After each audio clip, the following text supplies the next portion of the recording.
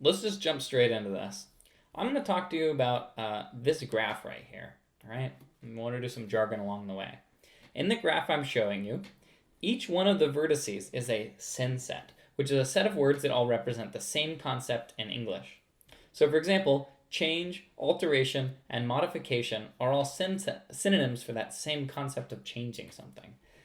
Jump and leap are synonyms for doing like one of those. And in this data set here that we'll be using, we also have arrows. And what these arrows represent is that the thing on the from side of the arrow is a type of the thing on the to side of the arrow. So for example, changing is a type of occurrence, occurrence is a type of event, and so forth. Or for example, running is a type of travel, is a type of movement, is a type of change, and so forth. Now that I actually look at the graph, I realize that jumping and leaping, the thing I did, is not actually, I had the wrong concept altogether because I was not increasing, right? So this synset here actually represents kind of the more abstract notion of like, there was a jump in the stock price, right? So each one of these synonym sets is going to represent just some concept. And of course, certain words like jump can appear in many different synonym sets because jump has many meanings, all right? So this entire project, this graph right here, is not something that we just made up out of nowhere, and is in fact part of a bigger project known as the WordNet project, which you can read about at wordnet.princeton.edu. So it's been a very big project that's been around a long time, and they've done a lot more than just build these, what is this relationship I've just been describing here is a hypernym relationship.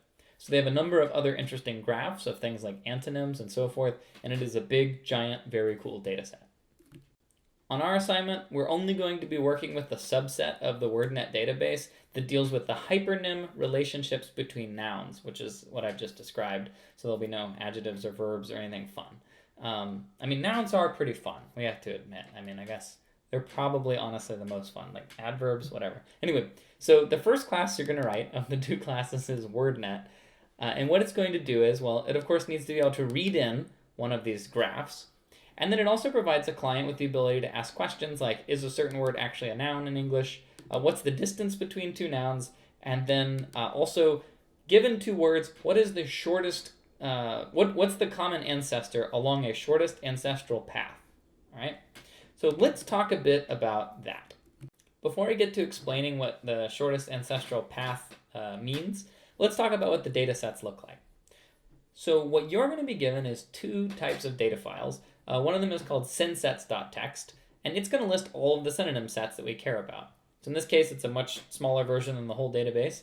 But what we see here, for example, is that this number here represents the number of the synset, and here are the words belonging to it. So juvenile and juvenile person are both synset 0. Toddler, yearling, tot, and bambino are all the nouns that belong to synset 12. All right. And then what we have over here in hypernyms.txt, which would be a separate file provided to you, is these are the arrows in the graph. So for example, 12.9 here means that a tot or bambino is a type of child, kid, youngster, shaver, etc. All right. There's a lot of strange British slang built into this thing, and that's lovely. So given all of the nouns in synsets.txt, along with the hypernym graph, we want to be able to ask questions using our WordNet class. So I'm going to be talking about the trickiest one, which is this common ancestor problem. And I'm just going to do a quick example. So I might ask myself, a thing I do, the word punk and the word waif, what is the common ancestor of those two words in the hypernyms graph? I mean, I think about this frequently. I'm sure you do as well. And now we can write tools to automatically resolve that question. So in this case, what we're going to do is say, okay, well, the word punk, what synsets does that belong to? Well, it belongs to number 18, as well as number 21. And what we can think about there is we're basically saying that, so I'll just denote this with the letter A arbitrarily. Punk can represent not just the genre of music, punk rock, but it can also refer to a punk rocker, someone with mohawks or, patches sewn to all of their stuff, that kind of person. And so I'll note here in the graph that we are interested in, among these two synsets, what their common ancestor is with the waif synsets. So waif, as it happened, belongs to only one synset here, number 10. I'll just put a B here arbitrarily. And the question is, if we climb up this graph from all of these vertices, what's the one that we hit that is common to both and has the shortest total distance? All right. So for example, if we go up from B, this is everywhere we go up from B. If we go up from this A, we hit, okay, this is one intersection. So I'll note that. And then here's another intersection between the B and the A. Now, if we count the total number of edges we had to traverse, this one's only 4, whereas this one is 6. All right? And it's important to note that we only care about where A and B intersect, right? Like, if there are multiple things where a punk intersects, that's not what we're interested in. Here, we're interested only in where the B and the A sets intersect.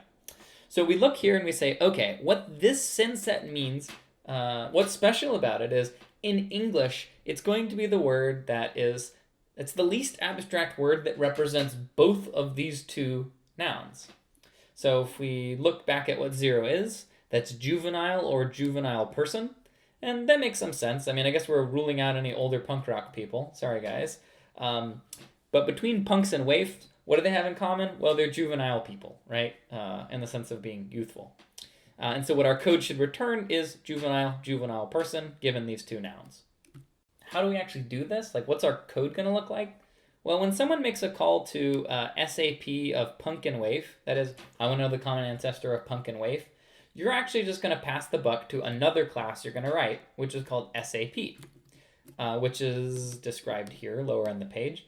And in this case, the SAP class has no idea about hypernym, synsets, any of that. All it does is take a digraph, which is exactly the class we've discussed in lecture, and then lets you ask questions like, given this set of vertices, what are its common ancestors with this other set of vertices? So as a very specific example, whenever we make a call to punk and waif, we'll make a call to ancestor, which as one of its arguments passes the numbers 18 and 21, indicating we care about these two vertices, and passes 10 as the other argument.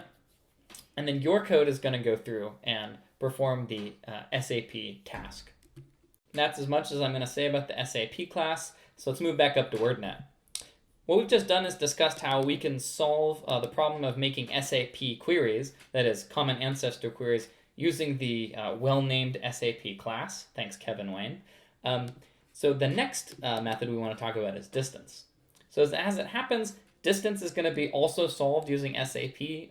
All it is rather than returning, when I say I want to know the common ancestor of punk and waif, if I say I want to know the distance between them, I just want to return this number 4 to say that whatever the common ancestor is between them, that's just going to be 4 units of distance away. And as it happens, in the SAP class, there is also a length method. All right, so no deep mysteries there. This brings us to our last non-trivial method, and in fact, probably the hardest part of the assignment, which is the constructor of wordnet. The constructor actually, there's a lot of design involved, and the code is far from trivial. So what you're going to need to do is think very carefully about how am I actually going to read in these two data files here.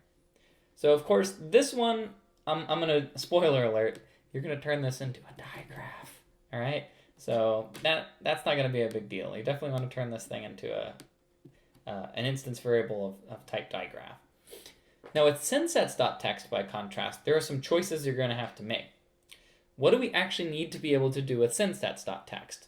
Well, let's think about this. So when I want to know the common ancestor of punk and waif, I need to be able to generate an ancestor query.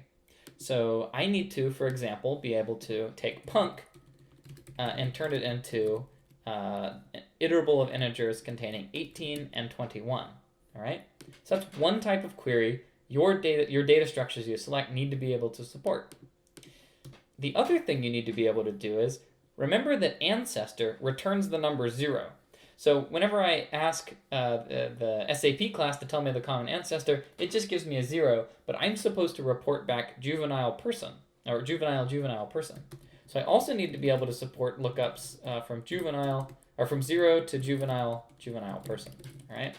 So this might suggest, I don't know, maybe 2 different, symbol tables. And I'll leave you to think about what kind of symbol tables might be most appropriate, and how exactly the instance variables might look, all right? So to summarize, your constructor needs to take hypernyms.txt and keep it as a digraph, no big surprise, but it also needs to take sendsets.txt and store it in some kind of instance variables that allow you to do these two types of lookups right here efficiently. To give you a little more practice with developing graph algorithms, we have one additional challenge in the constructor. So the graph that's passed to you in hypernyms.txt, you will need to make sure that it is a valid graph. And valid in this case means that it is both a directed, a cyclic graph, and it is also rooted. So to check that it is a DAG, it's just a matter of saying, are there no cycles? If not, then great. And for rootedness, you want to make sure there is but a single ancestor for every vertex in the graph. And so these are non-trivial but not too difficult graph challenges, and you're welcome to use anything out of the ALGS4 library in order to solve these problems.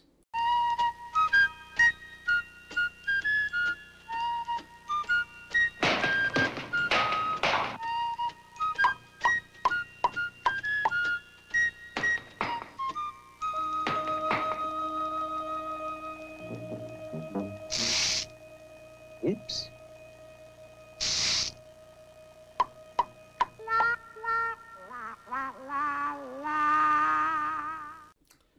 Horse, zebra, cat, bear, table.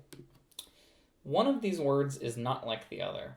And as it happens, you're going to write a client called outcast, which is going to automatically, and with no human intervention, determine the word that is least like the others. That's pretty cool. Now, I'm not going to say much about how it's going to work, except that it's a very simple and straightforward client to write, given the rest of your code. 4 last tips before we go. The first is just a reminder that the SAP class does need to be able to handle graphs with cycles. I think most implementations you're likely to come up with will handle cycles anyway, but yeah, it does, even though WordNet will never give it a graph with cycles. And the argument here is just that SAP should be a general purpose tool that should operate independently of the constraints placed on WordNet. Next is the data file formats. The sendsets file, of course, as we mentioned before, has a number, then the nouns inside of the nouns that are in that senset separated by spaces. And then there's actually also a definition, which you are free to ignore. You don't need to store that anywhere. As far as how to actually process this text file, make sure you check the checklist and see that there exists a method called split, and there's an example here, and the checklist has other useful information. And then in the hypernyms graph, I want to mention that some vertices actually have multiple targets. So let's go back to our little example here. So if we look at this line of hypernyms, we see 26, which is Frankie the Urchin. We see that Frankie the Urchin is both a punk rocker, but is also a literal urchin of the echinoderm family. So in that case, we have 2 arrows coming out to say that Frankie is 2 types of things. And then the last thing I want to talk about is the README, which I don't usually do, but I want to give you a little warning, which is that you're going to be doing some analysis here about the best and worst case. And as I mentioned, you can use anything out of the ALGS4 library for doing these things. So it's very important that you keep in mind that if you want to get the best case and worst case correct, you need to really, really think about what Java's going to do with that code. I'm going to say that probably something on the order of, I don't know, I would say maybe only like a quarter of people get all of the best and worst cases right. So the admonitions I give up here apply as well to whenever you do this part of the README. So think real carefully, because it's actually fairly tricky to get the best and the worst case right, correct for your code. Okay, so I hope this video was awesome and the best, and I will see you next time.